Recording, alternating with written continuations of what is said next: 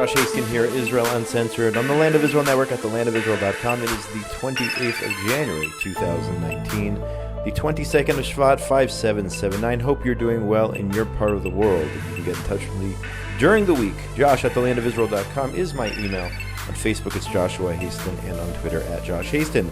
My guest on the show today is going to be Zehut party head Moshe Feiglin, former MK and potentially new MK if his party passes the electoral threshold. Very unique party, Zehut, if you're not familiar with it, so you're going to want to stick around and hear that after the break.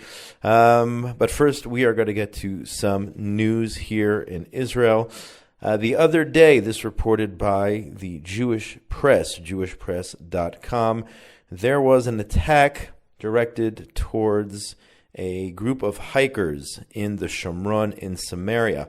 Group of hikers on the outskirts of the community of Adiad were attacked by several Arabs who ambushed the hikers. One individual in particular was wounded. The Arabs attacked him, stabbed him with a knife, tried to drag him to their village. He managed to escape and get to the community of Adiad, which was about 200 meters nearby, and let the security forces know about this incident, about what happened. So the rapid response team from Adiad went out to confront the attackers, and then from there, the IDF got involved as well. IDF and Border Police rushed to the scene, and at some point, one of the Arabs who launched this attack was killed. And of course, automatically, I saw headlines from different places around the world talking about settler kills Palestinian, and that's how it was presented. But according to an update here on the Jewish press, according to a report by Hakol HaYehudi, quoting Arab sources, the Arab who was killed, his name was Hamdi Naasan. He had a very shady security history. He was arrested in the year 2000, sentenced to 9 years in jail for a variety of terror attacks, including shooting at Jews and planting a bomb.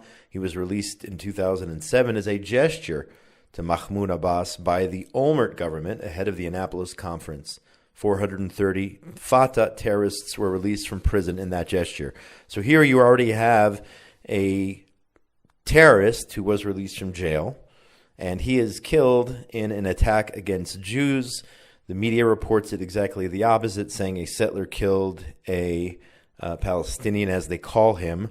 And details are still coming in. There's an investigation on this incident, but it would appear that hikers on Shabbat decided to go out and were confronted, and their lives were threatened. And at the end of the day, the terrorist was killed. That's the way the story sounds to me. If there are any changes or whatnot, maybe we can talk about it in the days or weeks ahead here on the Land of Israel Network. But it seems crystal clear. What bothers me, though, and I said it again I said it a second ago, is the fact that automatically it becomes a settler kills Palestinian headline, and we move on from there.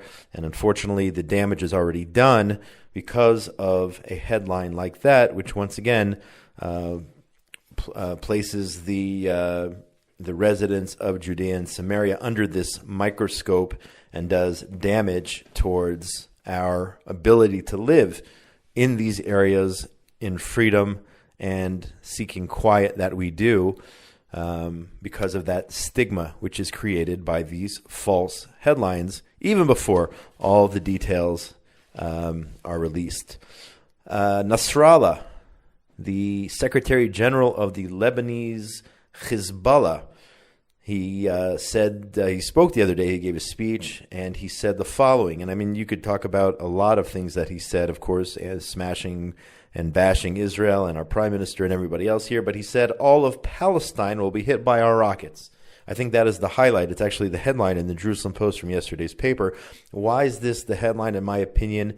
Because notice how he says all of Palestine. He's not talking about the so-called settlements. He's not talking about the so-called communities in Judea and Samaria, which many claim, and unfortunately the so-called I'm using the word so-called a lot, but I want to make it clear, these Jewish organizations, if you will, saying that all the problems here in this region are because of what they call the occupation or the there again, I said it again, the so-called settlements. I can't say it, folks. I can't say the word settlements without saying so-called, because they're not settlements. They're communities in Judea and Samaria. That's the way I view them. So I hate even using the terminology in case somebody gets confused that is a term that I use. I don't use that in my vocabulary. But bottom line is, to say all of Palestine will be hit by our rockets proves it's not about communities in Judea and Samaria. It's not about the victory in the Six-Day War. It's not about all of that. It's not about the settlement. It's not about any of that stuff. It's about destroying the entire state of Israel. So thank you, Nasrallah, for once again admitting, I wish more people were listening, what the actual goals are of those who are doing damage to the state of Israel and then blaming it on our existence in our heartland in Judea and Samaria. Let's be crystal clear. He calls all the area, Tel Aviv, Jaffa, everything, occupied Palestine. So more proof, if it's not like we needed it, but more proof what the true goals are of our enemies. Speaking of our enemies, Hamas down in Gaza, they just received another $15 million payment from the Qataris. Israel held up the payment and then decided to allow the payment, apparently for humanitarian reasons, into Gaza and to pay the workers down there. But this essentially enables Hamas, Israel once again allowing more and more money to get into Gaza. Number one, Hamas, oftentimes, whether it's money or whether it's equipment, seizes it, they steal it, and they use it for their purposes, their terror purposes. Number two, it just enables them to keep on their path of carrying out these weekly violent riots on the Gaza border and attempted infiltrations into Israel, and the balloons and the kites and, of course, the rockets. And this is just a terrible policy. Israel needs to just cut itself off from Gaza, turn off the electricity, say it's not our problem anymore, stop enabling this evil Hamas regime. Reported by the J Post, Israel allowed the transfer of the funds on this past Thursday, after holding it up for a number of days because of escalating violence along the Israel-Gaza border. So that's real tough, right? Holding it up for a few days. It's like, I remember when former Defense Minister Lieberman threatened that he was going to curtail the fishing nautical mile rights of the Palestinian Arab fishermen down there who are fishing off the coast of Gaza. I mean, these are just, such minor actions taken by Israel, and just we unfortunately continue to enable Hamas in Gaza. I know the whole concept of Israel has to have an address. We have to have somebody to talk to, but Hamas isn't that address. Hamas is a maniacal terror organization who puts their own children at the front lines, knowing that they're going to get killed so they could use it for media purposes, has fired thousands of rockets. And why do we enable Hamas in Gaza? That is my question. Ireland. Yes, Ireland is in the news in relation to Israel. The passage of Irish legislation criminalizing selling goods and services originating beyond the pre-1967 lines will have serious ramifications for the Israel-Ireland relations, and Ireland's status in the region. This, a warning by our foreign ministry just the other day.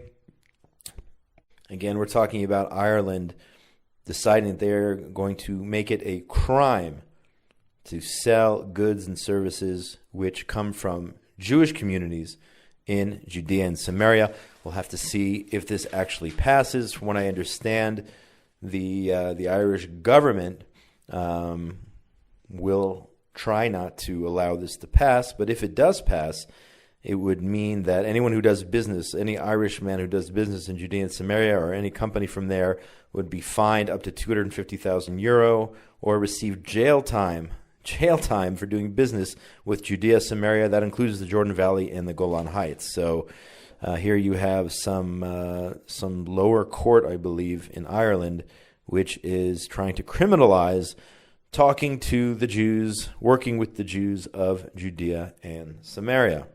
Now, here's some positive news. This is actually taken from a press release from the Paralympics website.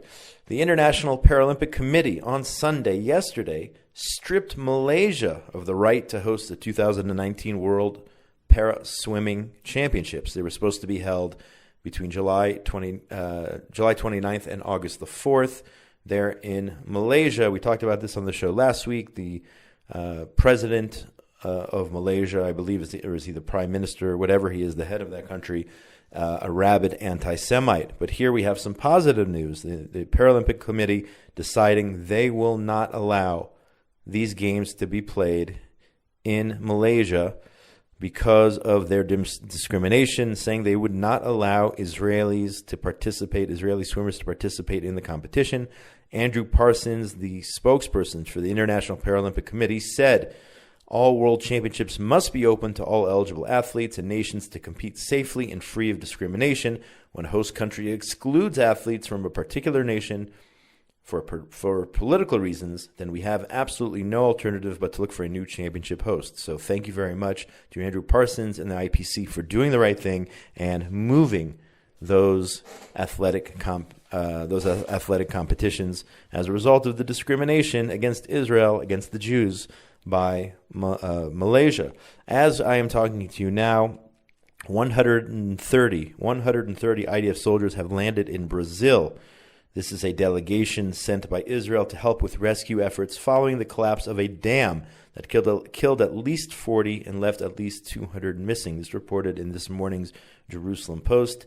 The delegation includes about 130 soldiers and officers in active service, as well as 70 reservists from the Home Front Command, engineering experts, doctors, search and rescue personnel, firefighters, Navy troops, all these people, all these Israelis who are traveling literally around the world to try to help the nation of Brazil. We see this time and time again. Doesn't matter if it's in Haiti or in Japan or in Africa, anywhere else, anywhere around the world, Israel's always there on the front lines, fulfilling our mission of being a true light unto the nations and helping wherever we can. So this is an unbelievable story, and we should be proud of the blue and white. We should be proud of our experts here who travel around the world and set up these field hospitals and everything else they've done over the years in order to make the world a better place, in order to save lives in countries around the world. So Yisher Koach, as we say, to Israel, to the IDF, and everyone involved over there in that mission in Brazil.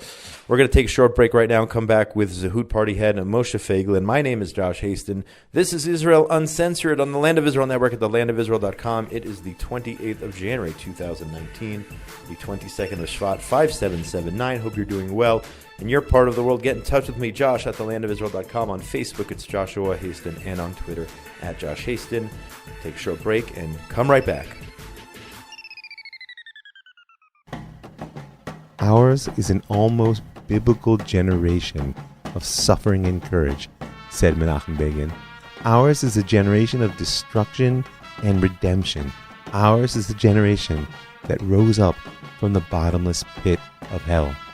Well, history didn't place me in that generation, but God gave me the gift of telling their tale, because I'm Rav Mike Boyer, and this is the Jewish story. Listen to The Jewish Story with Rav Mike Feuer on thelandofisrael.com.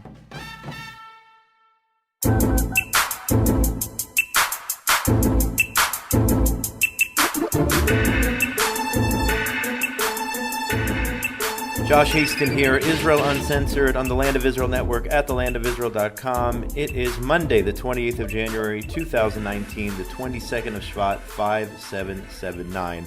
We're going to go to the phone right now. Very special guest on the line. He's the head of the Zehut Party, former MK and possibly future MK, Moshe Feiglin. Thanks so much, Mr. Feiglin. Welcome to Israel Uncensored here on the Land of Israel Network at thelandofisrael.com. Good morning, Josh. For those who don't know or perhaps are not familiar with your party, the Zehut Party, tell the audience, please, what does your party stand for in a nutshell? I know that's a broad question. While all the parties in Israel, left and right, with no difference between them, talking about each state for us and two states for them, the Zehut Party is talking about 3 states for us and 1 state for us as well. Explain if you can. You want the whole land of Israel. The land of Israel is holy for us. It's part of our identity, our Zehut identity, and we need our land to fulfill our mission and our goal as a nation. At the same time, we want the whole land. We want less as government involvement in our life as possible, in the economy, in the education, in any aspect of life. We want to be free. We want to give the most of liberty to the people of Israel. Let my people go. Okay, let my people go from all the involvement and the deep state that we have today. We want to flourish the land. We want to have a real good economy that every young couple feels, and not only people that connected or somehow got over bureaucracy and the inability to start a business or having a normal salary. We want that. We want a real combination of this two: loyalty to our identity, to our land on one hand, and freedom from the involvement of the government on the other. So, I read somewhere the other day that you don't consider yourself a right-wing party, a left-wing party, a center party. And, I mean, though there are those who will automatically label you a right-wing party. I mean, but where do you think, and I heard what your answer, less government and everything else you said, but where do you think that leaves you on the political map? Look, what's the difference between the two-state solution of Netanyahu and the two-state solution of Avi Gabay? Do you see any difference between the socialism, Kahlon, the right-wing party, in the right government, and the socialism of Gabay, Lapid, or anybody else? They all talk about, as they said before, two-state solution and socialism, and it doesn't matter. And there's no difference between left and right. It's exactly the same thing. So if this is what right means, I'm definitely not there. We feel free from this old conscience that means nothing. I don't care who's going to be the prime minister that the Hamas will defeat next time. We just got 500 rockets, and Israel is paying protection, paying millions of dollars in cash in order not to another day of quiet. And this is the right. It is really right government, and we all know what the peace plan of Trump is going to bring right after the election. They're talking about it openly. They're talking about an American embassy in Abu Tis, which is East Jerusalem, for those who don't know. So basically, we're talking about a right-wing government led by Netanyahu that will divide Jerusalem. So, you know what? If this is right, I am not right. Okay, I'm not willing to play that game and be part of that process. The Zehut Party has a serious platform, so they couldn't even have a platform altogether. Probably the only party that really has a serious platform of over 300 pages that deal with all aspects of life, and that's right. We get voters also from the left. We get voters equivalent to the entire Israeli population. We get voters from the right, of course, and even more than the left, because there's more right-wing people in Israel than left. But we get voters from all the spectrum, people who want essence, who want some direction, who want real solutions for the economy, for the fact that a young couple cannot dream of buying a house anymore in Israel because the land belongs to the government, like 80% of it belongs to the government and not to the people, like every normal free state, because of crazy bureaucracy of getting permits to build, and because of tons of regulations on the market that make prices very, very high.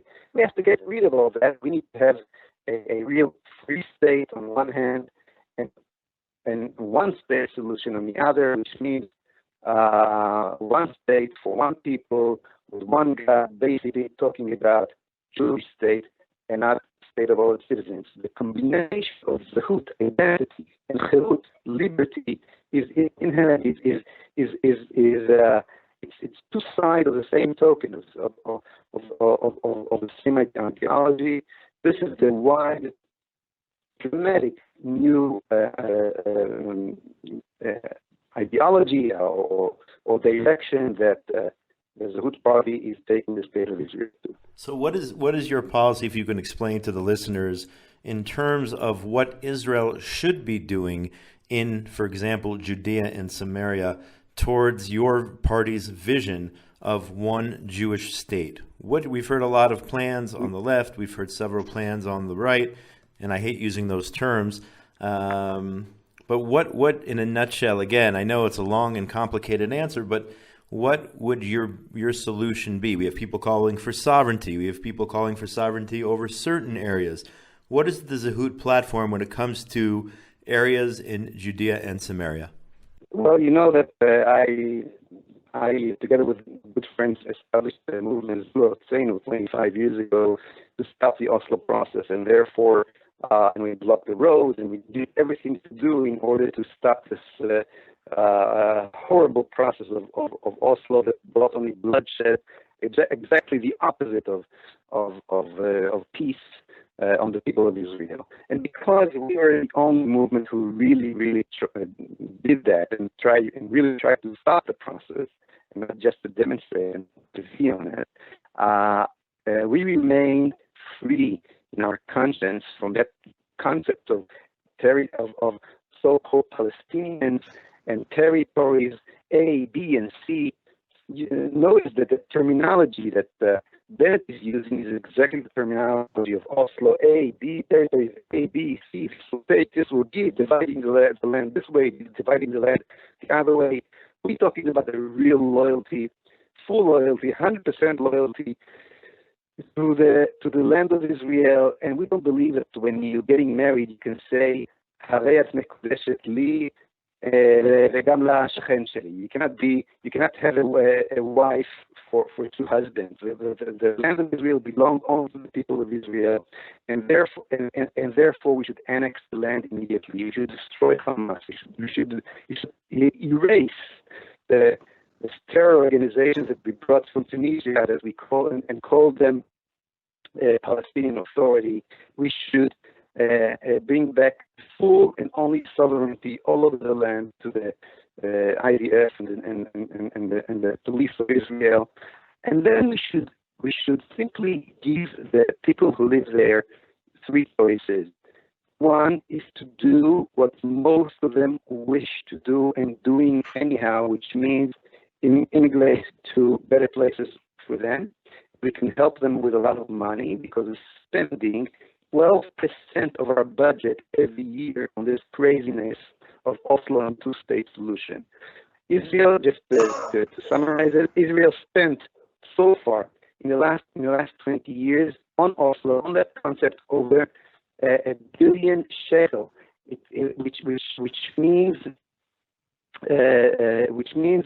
we could buy with that money a tremendous house for free for every young couple in Israel for that money. And we keep on spending on guards and barbed wires and rockets against rockets and whatever. 12% every year.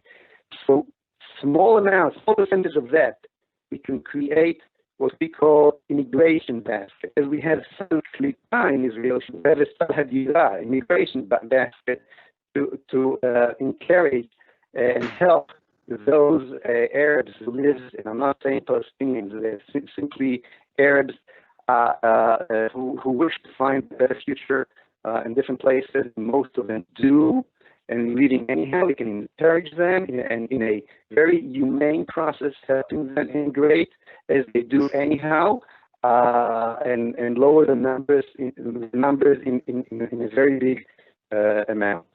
Those who will wish to stay and have no background of terror or by themselves or by their families will be able to stay as permanent residents and will have all their human rights.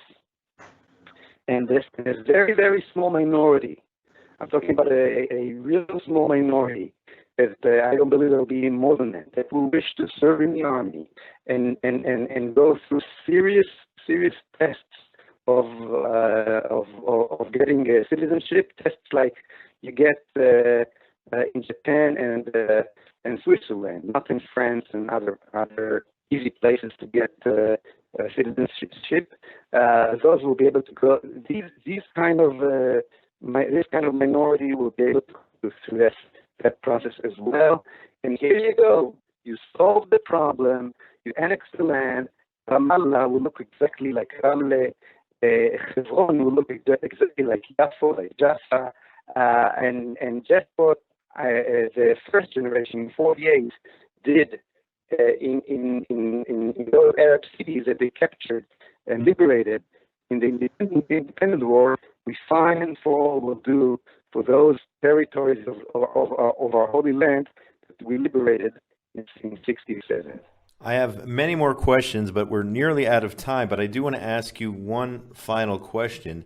Even if Zehut does not, as you said, consider yourself a party on the right, in terms of the layout of the land now, with so many different parties that you have and options, those who normally do vote right, and again, I'm using that term very loosely, shouldn't the right, whether it's with Zehut or without Zehut, and I think your vision is different than the other parties, so I don't know if you particularly fit into this category, shouldn't those other parties perhaps merge so that votes aren't wasted? In other words, even if perhaps Zehut does not agree, let's say, with the policies of Habayit Hayudi or Otzma or the new right wing, as they're called, the new right party, if you will, wouldn't it be better for the people of Israel to have that option, uniting all of those parties so that there's less friction and less wasted votes towards perhaps a better scenario, even if it isn't, let's say, the Zehut scenario? What would you say about that? I can tell you from an objective perspective. It doesn't matter if I'm talking about left and right. I don't see a real difference between Otzma and Zehut Leumi, and they definitely should unite. Same thing for those for Beit Yehudi and others.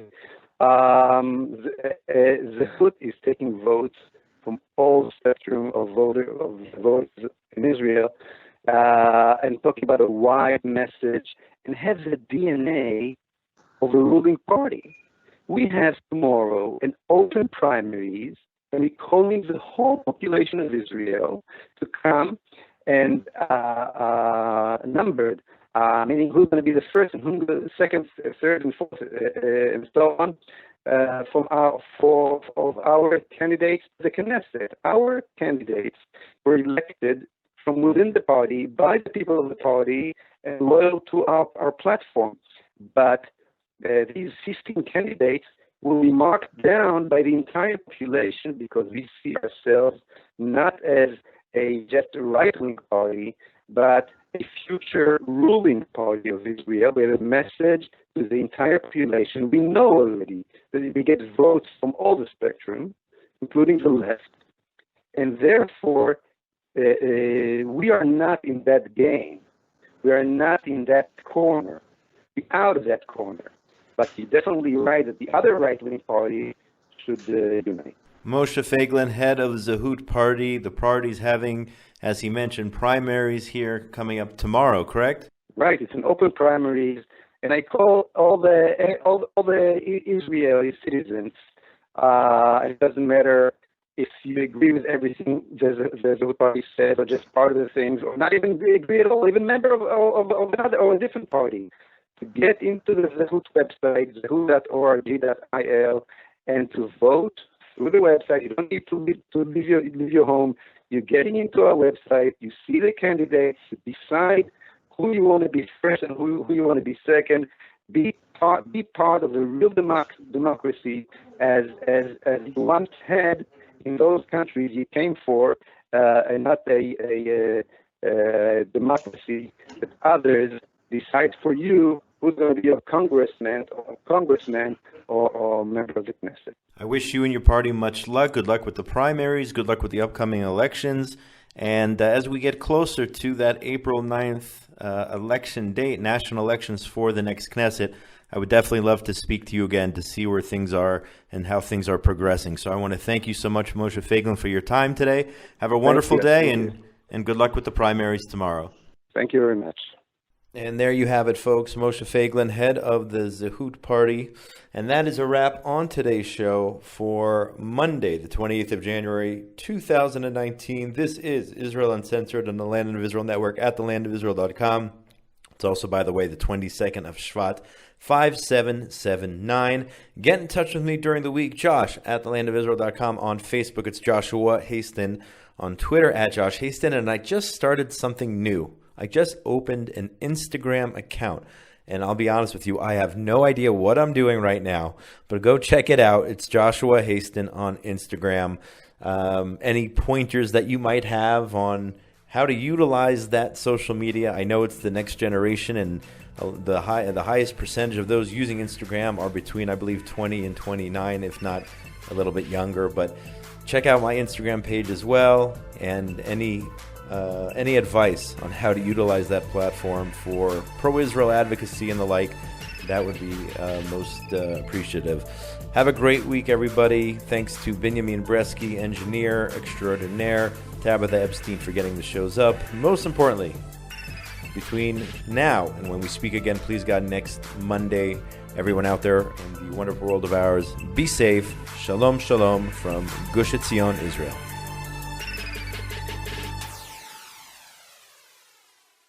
It's much more real than any reality show. It's much more dramatic than any drama. It's much more funny than any comedy. It's like a game show, but it's no game. It's our lives. Listen to Inside Israel Today with Gil Hoffman, political correspondent for the Jerusalem Post, every week on thelandofisrael.com.